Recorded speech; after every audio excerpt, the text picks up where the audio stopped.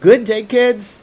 Today, we will be talking about calendar. There are 12 months in a year, but do you know how many days are there in each month? That is one of our lessons today. Kids, get ready with your left hand, showing me your clean fingernails. This represents January, February, March,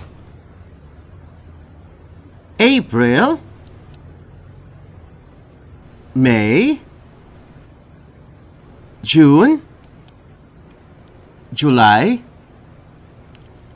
August, September, October, November, December.